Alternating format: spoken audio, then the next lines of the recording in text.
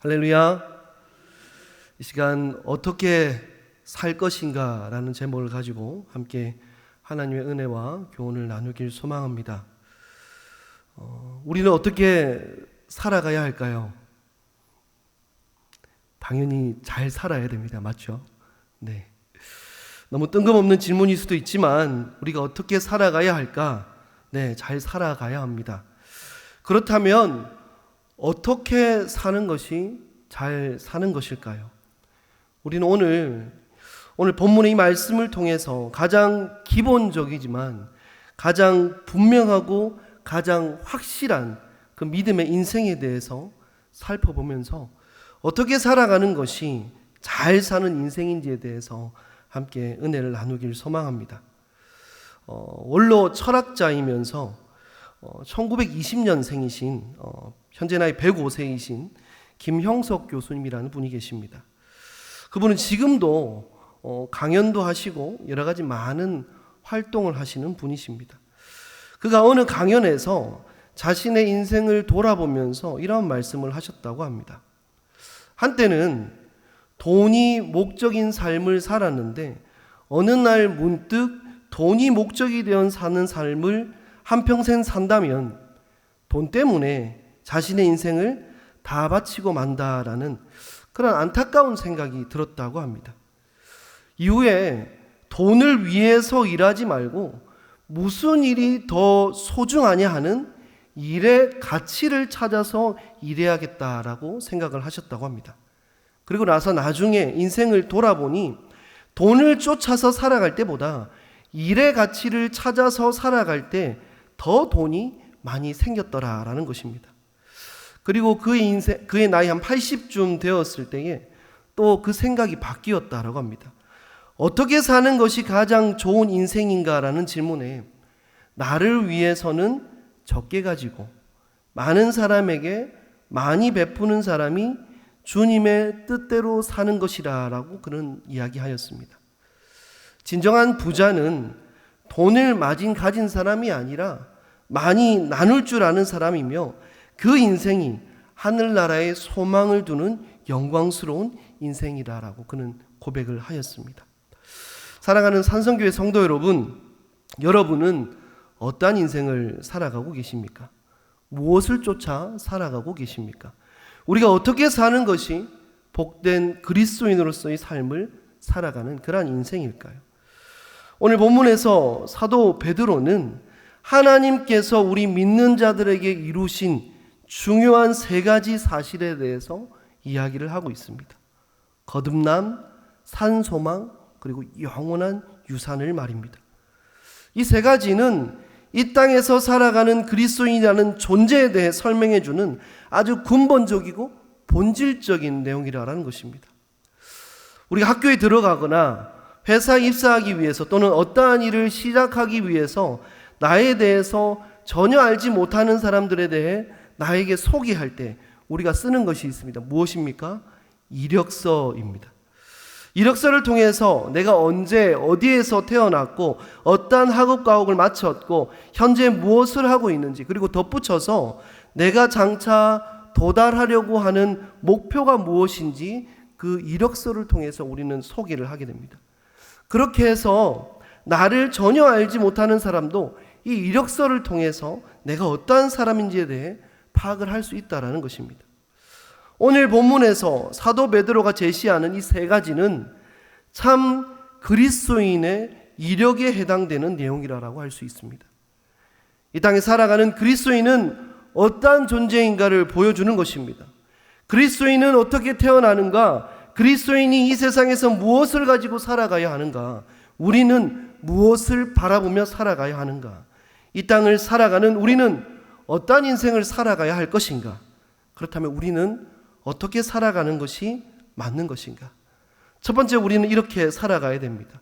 우리 함께 다 같이 읽어보도록 하겠습니다. 시작. 우리는 거듭난 사람으로 살아가야 합니다. 그렇습니다. 우리는 거듭난 사람으로 살아가야 합니다. 모든 그리스도인들은 거듭난 사람들입니다. 믿으십니까? 우리 모두는 거듭난 사람들입니다. 우리의 믿음은 거듭남에서 출발합니다. 본문에서도 그의 많으신 긍휼대로 우리를 새롭게 태어나게 하셨다라고 오늘 본문은 우리에게 말해주고 있습니다. 하나님께서 그 크신 자비로 우리를 새롭게 태어나게 하셨습니다. 그러므로 우리는 예수 그리스도를 알기 전과는 전혀 다른 삶, 완전히 다른 사람으로서의 삶을 살아가야 한다는 것입니다.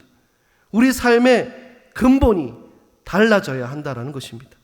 삶의 바탕이, 그리고 삶의 중심을 채우고 있는 내용이 달라져야 하겠습니다. 달라진다라는 건 철저히 자기 부정에서 시작합니다. 하나님 앞에서 지금 자신의 뜻대로 그리고 자신의 힘으로 살아온 삶이 아무것도 아니었음을 인정하는 것입니다. 날마다 하나님의 공급하심으로 채워지지 않으면 안 되는 존재임을 깨닫게 되는 것, 그것이 바로 자기 부정인 것입니다. 이러한 맥락에서 우리는 항상 우리 자신을 돌아볼 수 있어야 하겠습니다. 우리는 정말 내 자신을 부정하는 자기 부정의 삶을 살아가고 있는지, 아니면 여전히 하나님의 뜻보다 우리의 뜻대로 우리의 힘으로 인생을 살아가고 있는 것은 아닌지 우리는 우리 스스로를 점검해 볼 수 있어야 되겠습니다. 신앙의 길은 자신의 의지와 자신의 입장을 관철시켜 나아가는 길이 아니라 하나님의 뜻이 자신의 안에 이루어지도록 순종해 가는 그러한 길임을 우리가 기억하며 나아갈 수 있길 간절히 소망합니다. 오랜 세월 지켜온 신앙이, 어떤 분은 평생을 살면서 붙들었던 그 신앙이 우리를 어떻게 달라지게 하고 있고 우리를 어떻게 변화시키고 있는지 항상 우리는 우리 자신에 대해서 새롭게 물으며 인생이라는 이 길을 믿음 안에서 걸어갈 수 있어야겠습니다. 바라기는 거듭남으로써 정말로 나의 삶이 예전과는 다른 삶으로서, 옛사람과는 다른 삶으로서 살아갈 수 있는 저와 여러분 모두가 될 수 있길 간절히 소망합니다. 베드로전서 2장 2절 상반절은 다음과 같이 기록하고 있습니다. 갓난 아기들 같이 순전하고 신령한 젖을 사모하라. 처음 예수님을 영접하고 그리스도인이 된 사람들에게 대해서 우리는 이들이 영적으로 갓난아이와 같다라고 이야기를 합니다. 여러분, 갓난아기의 일과가 뭔지 아십니까? 네, 먹고 자고 싸는 것입니다. 맞습니다. 젖을 먹는 일, 잠을 자는 일, 열심히 응가하고 쉬어야 하는 일이 우리 아기들의 일입니다. 아직 눈도 뜨지 못한 그 어린 아기가 엄마의 젖을 먹는 것을 보면 참으로 아름답고 한편으로는 대단하다라는 생각을 들게 됩니다. 아기가 엄마 젖을 빠는 모습을 여러분 보신 적 있습니까? 여러분 아이 키우셨을 때 아기 젖을 먹이면서 아기가 어떻게 젖을 먹습니까? 최선을 다해서 먹습니다. 온 힘을 다해서 먹습니다. 이런 소리 내면서 먹습니다. 제가 우리 아이들 키울 때 진짜 젖 먹는 모습을 봤거든요. 땀을 뻘뻘 흘리면서 먹습니다. 이렇게 하면서 최선을 다해서 먹습니다. 온 힘을 다해서 젖을 먹습니다. 땀을 뻘뻘 흘려가면서 그 작은 몸을 가지고 온 힘을 다해서 젖을 먹습니다. 최선을 다해 젖을 먹습니다. 그리고 아기는 그 어디에도 거짓이 없습니다. 아기는 있는 그대로를 받아들이고 있는 그대로를 표현합니다. 이것이 순수한 아기의 모습입니다. 주님의 부활을 경험한 우리 역시 어쩌면 새로 태어난 어린 아이와 같은 존재라고도 말할 수 있을 것입니다. 그리고 우리는 어린 아이의 이러한 모습들을 배울 수 있어야 되겠습니다. 주님의 복음에 대해, 신앙의 진리에 대해 하나님의 뜻 앞에서 우리는 그 순수함을 닮아갈 수 있어야 한다는 것입니다.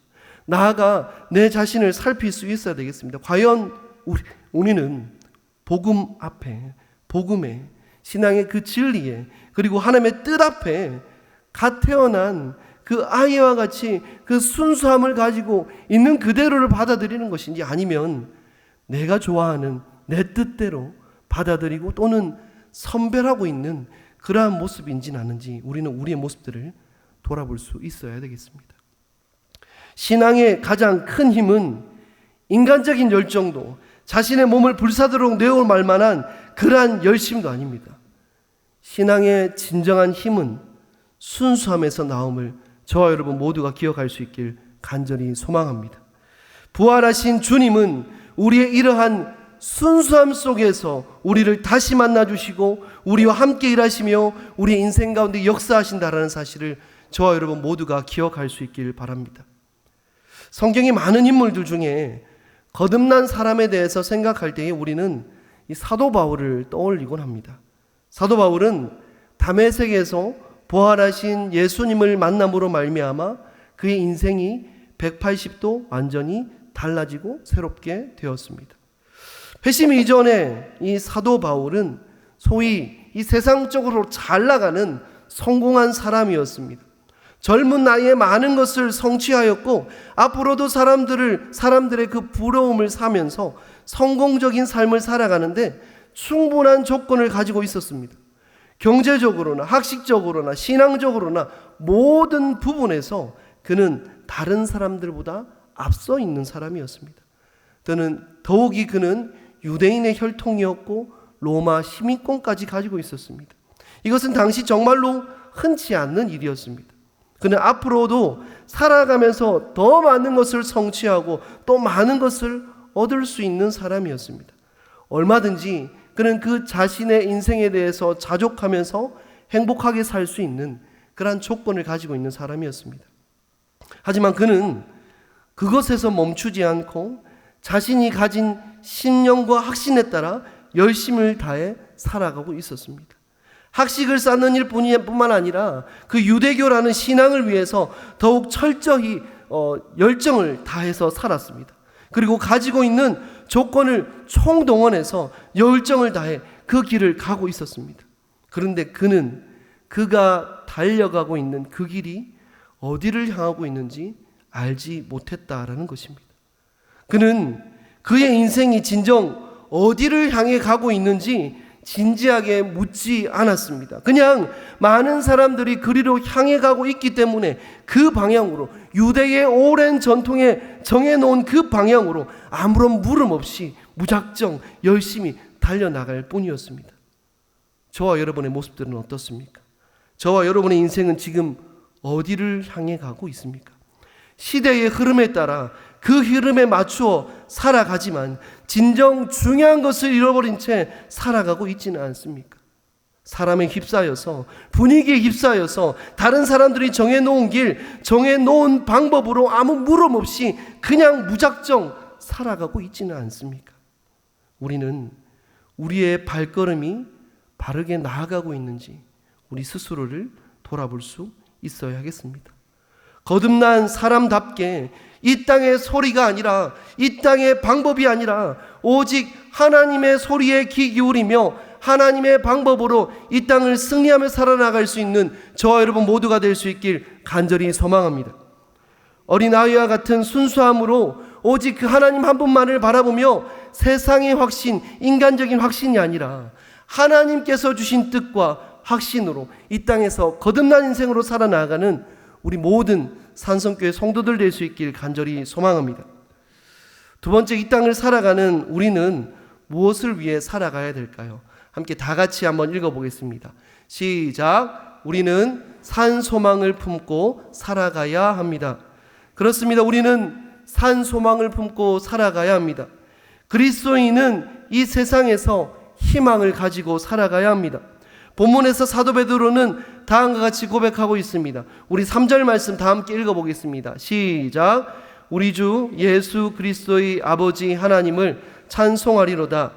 그의 많으신 긍휼대로 예수 그리스도를 죽은 자 가운데서 부활하게 하심으로 말미암아 우리를 거듭나게 하사 산 소망이 있게 하시며. 아멘. 이 말씀을 표준세번역 성경으로 보니까 다음과 같이 기록하고 있습니다. 하나님께서는 그 크신 자비로 우리를 거듭나게 하시고 예수 그리스도를 죽은 사람 가운데서 다시 살리심으로써 우리에게 산 소망을 안겨주셨습니다. 아멘. 하나님께서 예수 그리스도를 죽은 사람 가운데서 일으키셔서 부활하게 하신 가장 중요한 뜻은 우리로 하여금 산 소망을 갖게 하기 위함이라고 성경은 우리에게 말해주고 있습니다. 부활이 우리에게 주는 신앙적인 의미는 소망이다라고 가르치고 있습니다.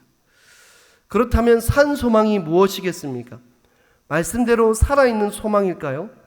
이 말을 이해하기 위해서는 먼저 반대되는 개념에 대해서 우리는 생각해 보아야 합니다. 산 소망의 반대는 허망한 소망, 헛된 꿈을 이야기할 수 있습니다. 이것은 죽은 소망인 것입니다. 이 땅을 살아가는 수많은 사람들은 저마다의 꿈, 저마다의 소망을 가지고 있습니다. 출세에 대한 꿈, 부자가 되려는 꿈, 성공을 하려는 꿈, 최고가 되려고 하는 꿈. 한 사람이 이 땅에 태어나서 자신의 삶 속에서 그러한 삶의 원동력이 될 수 있는 꿈들을 품고 살아가는 것은 중요하고 필요한 일인 것은 인정할 수 있습니다. 하지만 우리는 그것이 성경이 말하는 산소망이라고는 말할 수 없다라는 것입니다. 그것이 산소망이 될 수 없습니다. 우리가 참된 그리스도인이라면, 진정한 믿음을 가진 믿음의 소유자라면 우리는 하나님이 이루어 가실 선한 일에 대한 희망을 가지고 우리 삶 속에서 그 희망을 품고 살아나갈 수 있어야 하겠습니다.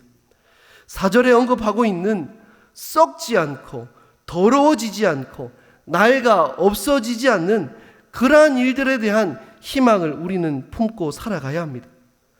오늘날 이 시대를 바라보면 신앙이라는 이름을 가지고 신앙의 명분을 가지고 사회 안에서 스스로 높은 자리에 앉으려고 하고 최고가 되려고 하는 사람들을 볼 수가 있습니다. 심지어 교회들조차도 세상에서 가장 큰 교회, 소문난 교회, 유명한 교회가 되기 위해서 발버둥을 치고 있습니다.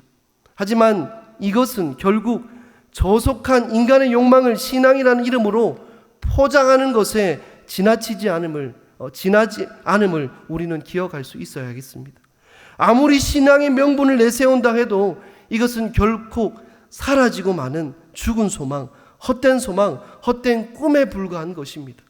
이것은 결코 살아있는 소망이라 말할 수 없습니다. 우리가 세상의 유한 것들만을 바라보고 있다면, 썩어지고 낡아지며 없어질 것만 바라보고 있다면 우리는 산소망을 가지고 살아가는 인생이라 말할 수 없습니다. 우리의 인생 속에서 붙들고 있는 소망과 희망이 하나님 앞에서 헛되며 아무것도 아닌 것으로 여겨질 만한 것이라도 우리는 산소망이 아닌 허망한 소망을 품고 살아가는 그러한 잘못을 품지 말아야겠습니다. 그렇습니다. 우리가 참된 그리스도인이라면, 신실한 믿음의 사람이라면 우리는 죽음의 순간에도 우리의 희망을 이끌어줄 수 있는 그러한 일들을 위해 우리는 모든 것을 쏟고 살아갈 수 있어야 되겠습니다. 20세기의 위대한 신학자인 본회퍼 목사님은 1945년 4월 9일 플로센버그 수용소에서 나치 정권에 의해서 처형이 되셨습니다.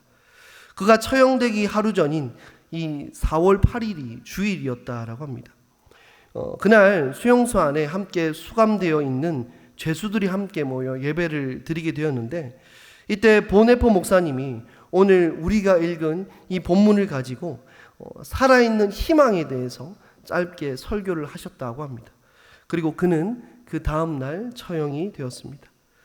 그 마지막 예배에 함께 하던 이들 중에 살아남아서 이 예배에 대해서 다시금 회고를 하는 사람들이 있습니다. 그는 이렇게 말하였습니다. 본회퍼 목사님은 매우 확고한 희망을 가지고 있었습니다. 하나님께서 그리스도를 통하여 모든 것을 다시 제대로 세우실 것이라는 희망, 모든 것이 그의 선하신 뜻대로 완성되리라는 희망, 그리고 하나님의 선하신 뜻을 우리를 위하여 우리가 전력을 다해 쏟았던 노력들이 하나도 헛되지 않을 것이라는 그 희망을 말입니다. 죽음의 순간에도 본회퍼 목사님은 하나님을 향한 희망으로 그의 삶이 가득 차 있었다라고 합니다. 이렇게 자신이 쓰러져 가면서도 희망을 살리고 희망을 지키며 희망을 싣는 사람들이 있습니다. 진정한 신앙의 힘이 무엇인지 우리에게 가르쳐주는 보네포 목사님의 이 산소망은 현재를 살아가는 우리들에게도 깊은 울림을 주고 있습니다. 사랑하는 산성교회 성도 여러분, 저와 여러분은 지금 어디에 소망을 품고 살아가고 있습니까? 혹시 헛된 소망, 헛된 꿈을 그러한 것으로서 우리 자신을 채우고 있지는 않습니까? 다른 무엇에 소망을 두지 않고 영원한 생명이며 부활의 소망 대신 예수 그리스도께 오직 주님께만 소망을 품고 살아나갈 수 있는 저와 여러분 모두가 될 수 있길 간절히 소망합니다. 풀은 마르고 꽃은 시드나 주님의 말씀은 영원하다라는 그 말씀처럼 오직 하나님께만 우리의 소망을 품고 이 땅 가운데 산 소망으로 살아나갈 수 있는 우리 모두가 될 수 있길 간절히 소망합니다. 마지막으로 우리는 무엇을 바라보아야 되겠습니까? 마지막입니다. 우리 함께 다 같이 읽어보겠습니다. 시작. 하늘의 유업을 바라보며 살아가야 합니다. 결국 우리의 삶의 방향은 하늘의 유업을 바라보며 살아가는 인생이 되어야 한다는 것입니다. 우리가 이 땅을 살아가지만 우리는 영원한 하나님 나라의 유업을 바라보며 살아가야 합니다. 이것이 우리가 이 땅을 살아가는 마지막 온전한 삶의 방향의 마지막 방법이라는 것입니다. 우리는 이 땅의 유산이 아닌 썩지 않고 더럽지 않고 쇠하지 않는 하늘의 유업을 상속받는 하나님의 자녀들입니다. 이 유업은 당장 우리 눈으로는 볼 수 없습니다. 손으로 만질 수도 없습니다. 하지만 분명한 사실은 이 유업은 하나님께서 하늘에 간적하신 실제이며 영원한 현실이라는 사실입니다. 이 유업을 바라보는 사람은 세상의 가치를 쫓지 않습니다. 영원한 것에 마음을 두며 오늘을 살아갑니다. 그렇기 때문에 아무리 현실 가운데 고난이 찾아올지라도 넘어지지 않습니다. 쓰러지지 않습니다. 넘어져 자신의 그 문제에 함몰되지 않습니다. 이 유업의 보장과 확신 안에서 기쁨으로 살아나간다는 것입니다. 사도 베드로는 이것에 대해서 말할 수 없는 영광스러운 즐거움이라고 우리에게 고백하고 있습니다. 그렇습니다. 우리의 눈앞에 보이는 것들이 전부가 아닙니다.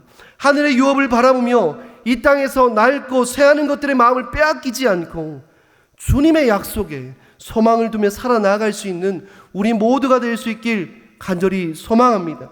그러므로 사도 베드로가 고백했던 것처럼 말할 수 없는 영광스러운 즐거움, 그 즐거움으로 늘 기뻐하며 감사하며 살아나갈 수 있는 저와 여러분 모두가 될 수 있길 간절히 소망합니다. 이제 말씀을 정리하겠습니다. 사랑하는 성도 여러분, 오늘 우리는 본문의 말씀을 통해서 하나님께서 우리에게 주신 세 가지 복, 거듭남, 산소망, 그리고 하늘의 유업에 대해서 살펴보았습니다. 이 진리는 단순한 신학적인 지식이 아니라 오늘을 살아가는 우리의 방향이자 정체성이 되어야 합니다. 나는 정말 거듭난 사람인가? 예수님을 믿는다고 고백하지만 여전히 옛사람의 방식으로 생각하고 행동하고 있지는 않은가? 거듭난 사람은 삶의 중심이 달라진 사람입니다. 하나님 앞에 날마다 자기 부정을 실천하며 옛 자아를 십자가에 못 박는 사람이라는 것입니다. 그리고 나는 어떠한 소망을 품고 살아가고 있는가? 나는 시간과 에너지를 어디에 쏟고 있는가?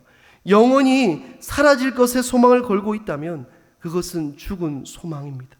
산소망은 부활하신 주님 안에 있습니다. 그 소망은 흔들리지 않고 고난 속에서도 우리를 붙잡아 주고 있습니다. 마지막으로 나는 과연 기쁨으로 살아가고 있는가? 환경이 바뀌지 않아도, 결과가 눈에 보이지 않아도 여전히 주님을 사랑하고 믿고 있다면 그 믿음이야말로 주님 앞에서 금보다 귀한 믿음임을 기억할 수 있는 우리 모두가 될 수 있기를 바랍니다. 그리고 그 믿음에서 나오는 기쁨은 세상이 줄 수 없는, 말할 수 없는 영광스러운 즐거움임을 우리 모두가 기억할 수 있길 바랍니다. 이제 우리는 선택해야 합니다. 허망한 인생을 쫓을 것인가, 영원한 소망을 따라 갈 것인가. 우리가 거듭난 사람이라면 날마다 우리 중심적, 내 중심점인 삶을 벗어버리고 오직 하나님의 뜻에 순종하는 삶을 살아가야 하겠습니다. 산 소망을 붙잡는 사람이라면 이 세상의 일시적인 성공이 아닌, 그러한 인정이 아닌, 썩지 않고 더럽지 않고 쇠하지 않는 하나의 유업을 바라보며 살아가야겠습니다. 그리고 기쁨으로 사는 사람은 시험과 고난이 찾아올지라도 주님을 향한 사랑을 포기하지 않습니다. 그 믿음은 칭찬과 영광과 존귀로 주 앞에 나타나게 될 것입니다. 사랑하는 산성교회 성도 여러분, 하나님께서 우리에게 주신 이 거듭남과 산소망은 단지 한순간의 은혜가 아님을 기억할 수 있길 바랍니다. 우리의 평생을 이끄는 방향입니다. 이제는 거듭난 사람답게, 산소망을 가진 사람답게, 기쁨으로 십자가의 길을 걷는 사람답게 살아나갈 수 있는 저와 여러분 모두가 될 수 있길 간절히 소망합니다. 9절 말씀 다음과 같이 고백하고 있습니다. 믿음의 결국 곧 영원의 구원을 받음이라. 아멘. 이 약속을 붙잡고 주님과 동행하며 믿음으로 승리하며 살아나갈 수 있는 저와 여러분 모두가 될 수 있길 주님의 이름으로 간절히 축복합니다.